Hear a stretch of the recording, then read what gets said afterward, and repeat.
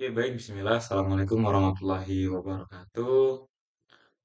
Oke, sebelumnya perkenalkan, nama saya Ashabul dengan NIM 291. Nah, pada video kali ini, saya akan kemudian mencoba menjelaskan mengenai tree dalam struktur data dan algoritma dengan Python. Untuk ringkasan pertama atau overview,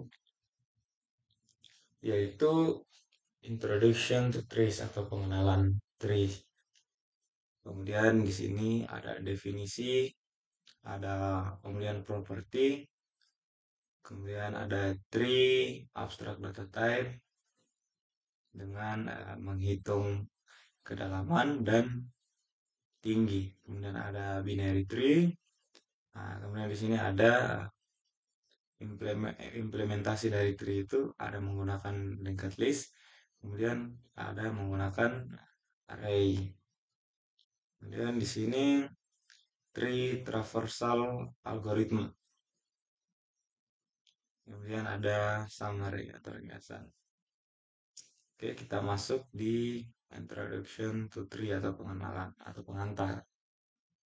Nah, di sini dia katakan bahwa struktur data itu ya non-linear, kemudian menyediakan algoritma yang lebih cepat untuk pencarian dan pengambilan data dibandingkan dengan struktur data linear array atau linked list.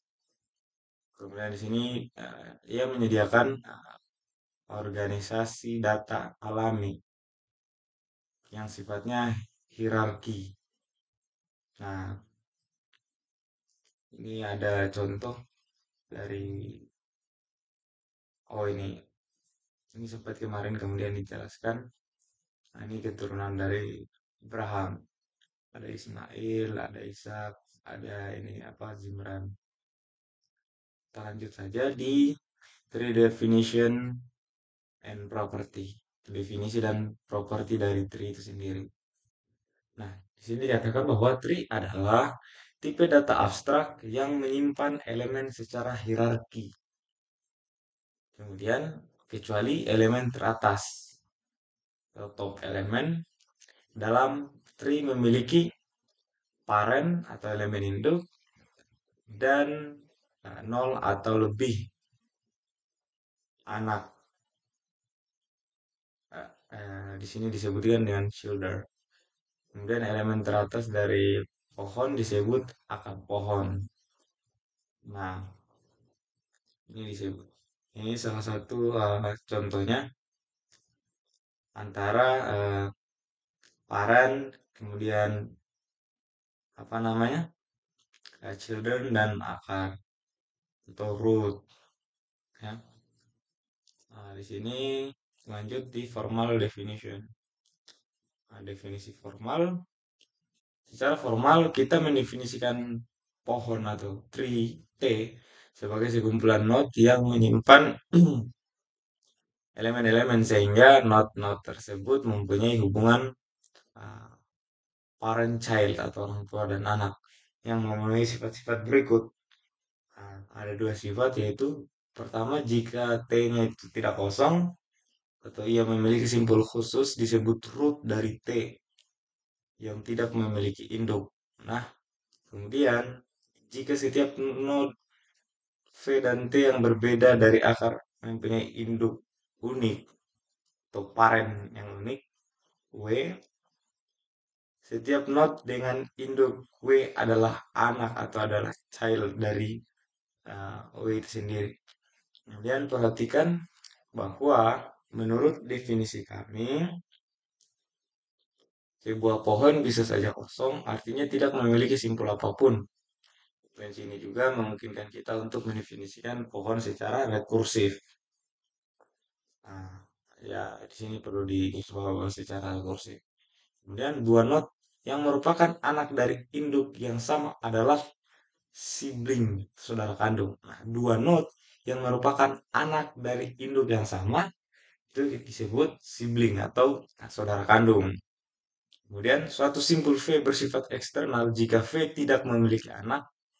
Suatu simpul V bersifat internal jika memiliki satu atau lebih anak. Nah, jadi kalau untuk penentuan anak, jika dia tidak punya anak, nah, itu eksternal.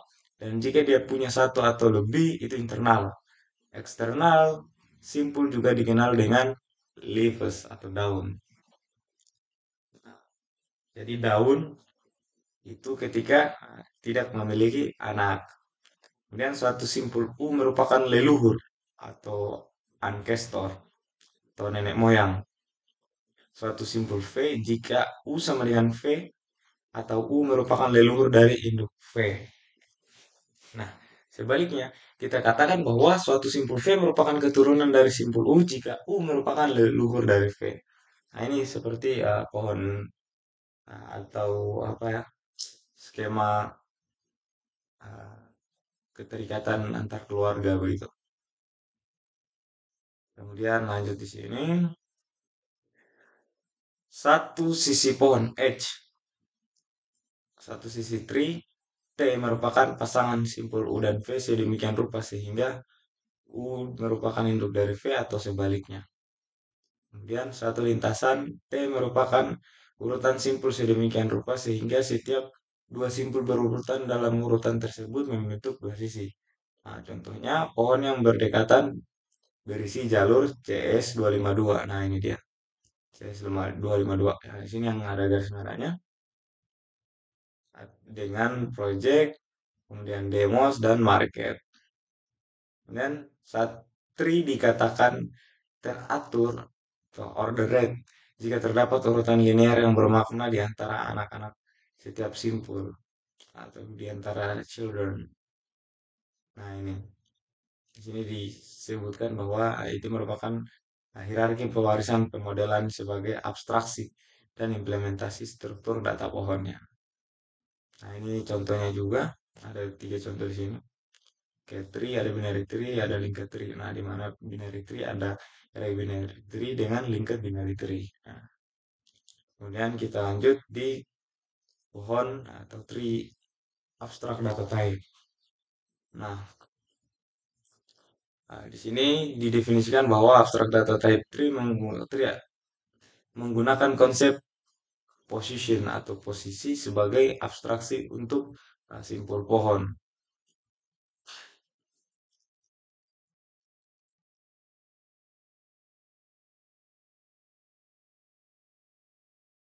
Kita lanjut simpul pohon. Nah, elemen disimpan di setiap posisi dan posisi memenuhi hubungan induk anak atau parent child yang menentukan struktur pohon. Objek posisi untuk pohon mendukung metode. Nah, yang pertama itu P dot elemen. Di sini dikatakan bahwa dia mengembalikan elemen yang disimpan pada posisi P. Kemudian di sini abstrak data type pohon.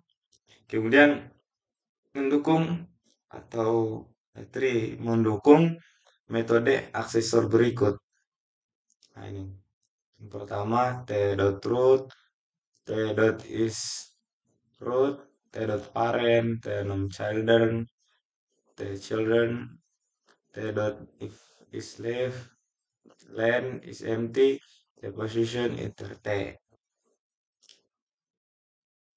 Kemudian kita lanjut di duck typing atau mengetik bebek atau bebek mengetik ya. Dan duck typing adalah cara pemrograman di mana objek yang dilewatkan ke fungsi atau metode mendukung semua tanda tangan metode dan atribut yang diharapkan dari objek tersebut pada waktu yang dijalankan pada saat runtime-nya. Dan jenis objek itu sendiri dia tidaklah penting atau is not important. Sebaliknya objek harus mendukung semua metode dan atribut. Karena alasan ini, loop typing terkadang dianggap sebagai cara berpikir dan bukan sistem pengetikan. Kemudian berasal dari kata nama jika berjalan seperti bebek, berenang seperti bebek, berkokok seperti bebek, maka kemungkinan besar itu adalah bebek. Bahkan entitas non bebek yang berperilaku semisal tingkah lakunya sama kayak bebek, tetap akan dianggap bebek karena penekanan adalah pada perilaku. Nah, secara analogi untuk bahasa komputasi, jenis suatu objek tidaklah penting selama objek tersebut berperilaku sebagaimana mestinya. Nah, pada saat sebagaimana mestinya. Nah, di sini kelas dasar abstrak, base kelas abstrak untuk struktur atau untuk tree tadi. Nah, di sini kita mengikuti dot typing dengan menyediakan kelas dasar, ya, kelas dasar abstrak dan beberapa subkelas konkret yang mewarisi dari kelas dasar ini.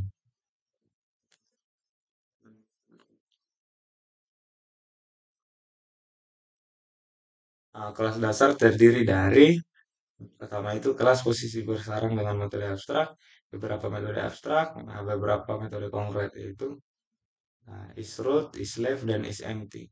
Ini tidak ada contoh langsung yang dibuat untuk basis abstrak kelas. Nah, ini contoh kodenya, di mana kelas tree, nah, di sini juga dibuat kelas tree, di dalam kelas tree ada kelas position, kemudian penggunaan def elemen, di sini metode abstrak dan metode konkret. Sebelumnya disebutkan tadi, ada beberapa metode abstrak, ada juga metode konkret. Kemudian lanjut, itu kedalaman komputasi atau computing depth. Misalkan P adalah suatu posisi, suatu simpul pada pohon T. Nah, kedalaman P adalah jumlah nenek moyang P. Kedalaman P adalah jumlah nenek moyang P, tidak termasuk P itu sendiri. Nah, ini contoh gambarnya. Termasuk P, P itu sendiri. Kedalaman akar T sama adalah nol karena akarnya memiliki nol karena akarnya memiliki nenek moyang. Oh, di sini tidak memiliki nenek moyang. No ancestor.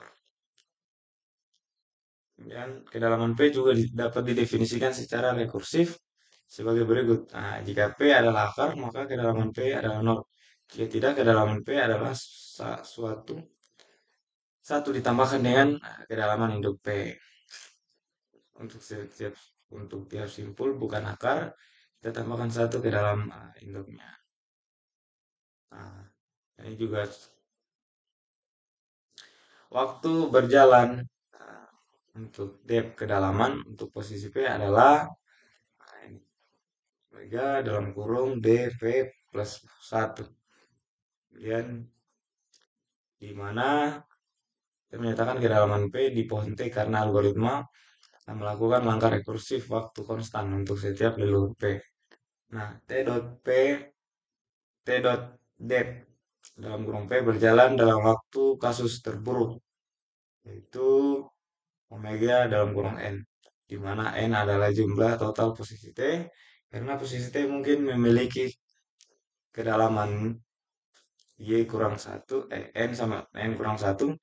Nah, jika saya mau membentuk satu cabang. Dan di sini ada menghitung tinggi badan,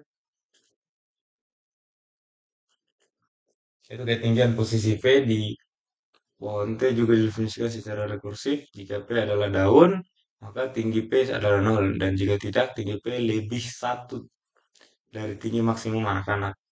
Kemudian tree tinggi atau height dari tree T yang tidak kosong adalah tinggi akar T. Proporsi bahwa tinggi suatu pohon T yang tidak kosong sama dengan kedalaman maksimum posisi daunnya. Nah, ini contoh. Kemudian kita menyediakan dua implementasi untuk menghitung tinggi atau height, yaitu height 1 dalam kurung P yang memanggil algoritma depth dalam kurung P pada setiap posisi daun T yang atau posisi yang menyebabkan kompleksitas waktu terburuk yaitu nah ini. Kemudian height 2 itu untuk memanggil dirinya sendiri secara rekursif untuk menyediakan linear atau kompleksitas waktu omega dalam kurung n. Kemudian di sini juga ada n jumlah posisi di tree. Nah, ini rumusnya. Kemudian kita lanjut, sediakan waktu terburuk, lanjut di pohon binar atau binary tree. Kita lanjut di binary tree. Binary tree adalah pohon atau tree terurut dengan properti berikut, yang mana setiap node memiliki paling banyak dua anak, dan setiap simpul anak diberi label sebagai anak kiri atau anak kanan. Anak kiri mendahului anak kanan dalam urutan anak suatu node. Kemudian subtree yang berakar pada anak kiri atau anak kanan dari simpul internal V disebut simpul kiri. Sub, disebut simpul kiri. Kemudian subpohon atau subpohon kanan masing-masing dari V. Nah, binary tree adalah pohon yang tepat jika setiap simpul memiliki nol atau dua anak. Kemudian seperti itu juga disebut sebagai binary tree yang penuh atau full binary tree. Nah, jadi dalam binary tree sejati tadi itu, bahwa setiap simpul internal memiliki tepat dua anak. Mana binary tree tidak tepat, nah, binary tree yang tidak tepat berarti tidak tepat.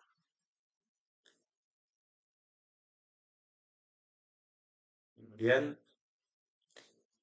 contohnya di sini Pak, decision tree, pohon keputusan. Nah, di situ adalah decision tree itu pohon binar sejati yang kemudian uh, diperoleh dengan memutuskan hasil berdasarkan serangkaian pertanyaan ya atau tidak. Dengan ekspresi aritmatika dapat direpresentasikan oleh pohon biner di mana daunnya diasosiasikan dengan variabel dan konstanta dan simpul internal adalah operator. Nah, ini contohnya ini. Contoh binary tree tadi. Yang kita lanjut. Nah, definisi rekursif binary tree itu pohon biner kosong atau terdiri dari binary tree yang kosong terdiri dari sebuah node R disebut akar dari T jika dia menyimpan sebuah elemen. Kemudian pohon binary tree mungkin kosong itu disebut sub pohon kiri T. Kemudian ada disebut juga sub pohon kanan T. Nah, kemudian binary tree abstract data type sebagai tipe data abstrak. Binary binary tree. Nah, di sini dikatakan bahwa spesialisasi tree yang mendukung tiga metode akses pertambahan, yaitu t.left, t.right, dan t.sibling. Yang mana t.left itu mengembalikan posisi yang mewakili anak kiri. Kemudian atau non jika P tidak memiliki anak kiri. Kemudian t.right itu mengembalikan posisi yang mewakili anak kanan sama kayak tadi. Kemudian sibling itu mengembalikan posisi yang mewakili saudara kandung atau kandung P atau tidak ada jika tidak memiliki saudara kandung. Nah, ini contoh kode yaitu implementasi dari kelas abstrak binary tree tadi. Nah, kelas binary tree masih tetap abstrak ya, sama kayak yang sebelumnya. Mewarisi semua properti dari kelas tree, misalnya parent, isLeft, root, dan lain-lain. Kemudian menyediakan dua deklarasi untuk dua abstrak baru, yaitu left dan right. Kemudian menyediakan implementasi konkret dari dua metode, yaitu sibling dan children. Nah, ini contoh kodenya. Ini ada kelas binary tree. Nah, tadi disebutkan bahwa menyediakan dua deklarasi untuk dua abstrak baru, yaitu left dan right. Nah, ini dia. Left dan right. Kemudian sibling dan children. Nah, ini dia. Kemudian, nah di sini. Kita lanjut properti dari binary tree. Nah, kita di sini menunjukkan bahwa himpunan semua node dari suatu pohon T atau tree T pada height atau kedalaman yang sama dengan D dengan level D dari T. Secara umum, level D memiliki paling banyak yaitu 2 pangkat D node. Ini jumlah maksimal simpul pada tingkatan binary tree tumbuh secara eksponensial seiring kita menuruni pohon. Nah, kita lanjut di ini kita lanjut di ya ini menerapkan. Nah, untuk implementasinya tree itu sendiri itu linked struktur di untuk binary tree, array based representation untuk binary tree, dan linked struktur untuk general tree. Nah, kemudian di sini linked struktur untuk binary tree. Nah, di sini setiap node memelihara referensi yang berikut ini. Itu elemen yang akan disimpan pada posisi T, node anak kiri, node anak kanan, node induk.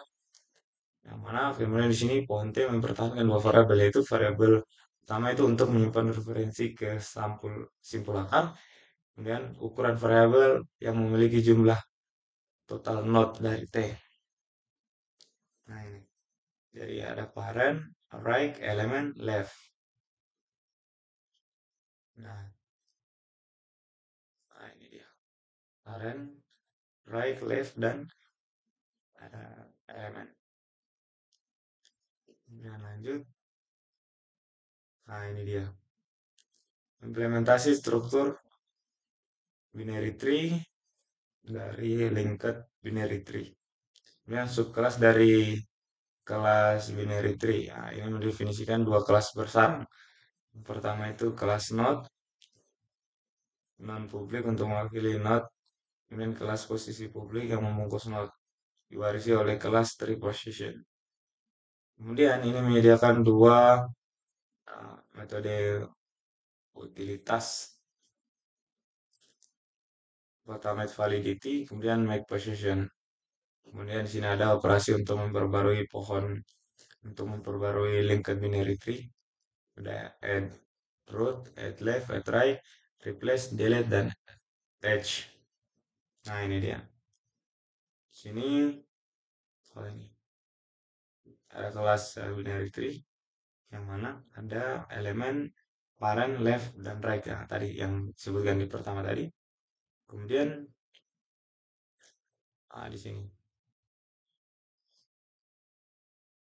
Nah ini contohnya.